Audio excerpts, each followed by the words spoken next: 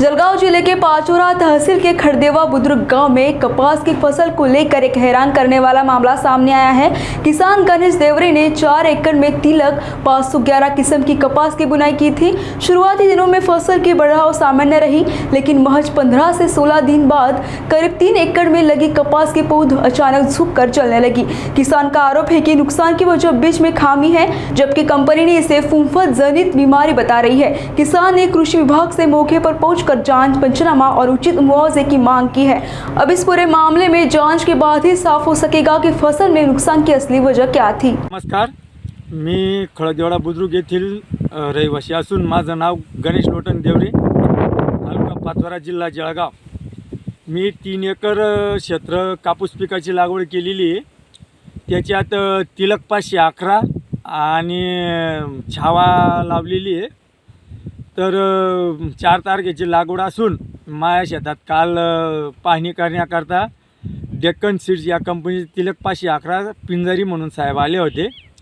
तर कपाशी जळते माझ्या शेतात, मी त्यांना बोलवलेलं होतं। तर त्यांनी पाहिल्यानंतर मला सांगितलं काल दुपारी 2 वाजता की बा तुमच्या शेतात कपाशीला बुरशी लागते। आता मी 25 वर्षापासून कापूस हे पीक लागवड करतोय आणि मका रब्बी हंगामाला घेतोय। तर मक्यावरती दरवर्षी कपाशी येते, पण ह्याच वर्षी पहिलं वर्ष असं झालं की 15 दिवसाच्या कपाशीला बुरशी लागली बा म्हणून। कारण की ते साहेब म्हणताय असं की ह्या बुरशीचा परिणाम आहे, याला ड्रिंचिंग करावं लागेल। तर माझं म्हणणं असं आहे की आजूबाजूच्या शेतात पण मका आहे, त्यांनी पण कपाशी लावली आहे। त्यांनी 28 मेला लावलेली आहे आणि मी 4 जूनला लावलेली आहे। तर त्यांच्या शेतात बुरशी नाही आहे आणि माझ्या शेतात बुरशी कशी लागली, प्रश्न पहिला हा। दुसरा प्रश्न, जर कधी ह्या बियाणाला मक्याच्या शेतात बुरशी लागते तर कंपनीने तशी वॉर्निंग पाकिटावरती म्हणा किंवा जाहिरात करताना म्हणा दिली आहे का?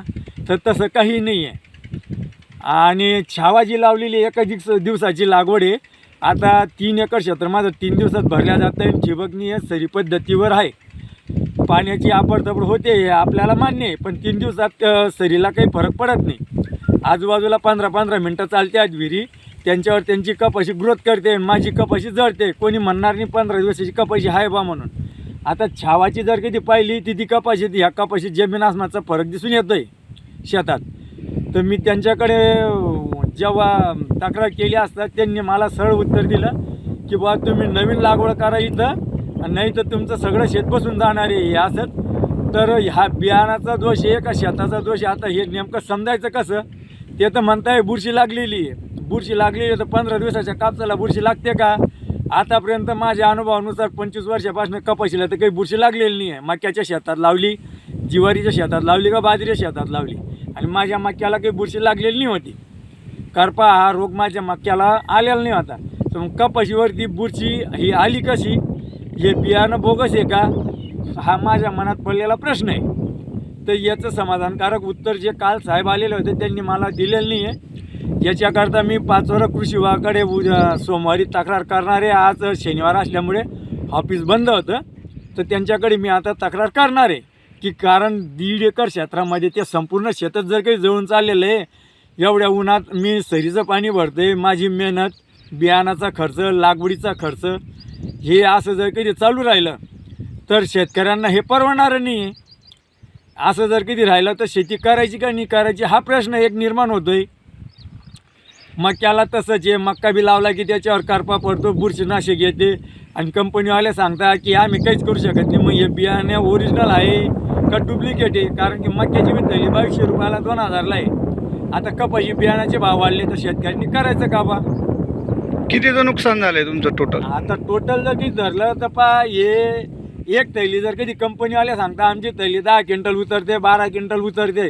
आता ती लागवडच व्यवस्थित झालेली नाही तर तो कापूस किती घेणार आहे?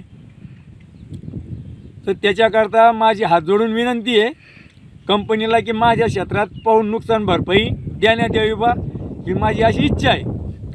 नाही तर मला कायदेशीररित्या त्यांच्यावर कंप्लेंट करावी लागणार आहे, ग्राहक मंचाकडे तक्रार करावी लागणार आहे। बिल वगैरे आहे का तुमच्याकडे? पक्क बिल आहे, त्याच्यात लॉट नंबर वगैरे सर्व आहे। मग तुम्ही आता कृषी विभागाकडे कृषी विभागाकडे सोमवारी मी अर्ज दाखल करणार आहे, त्याच्यानंतर पुढची प्रोसिजर चालू होईल।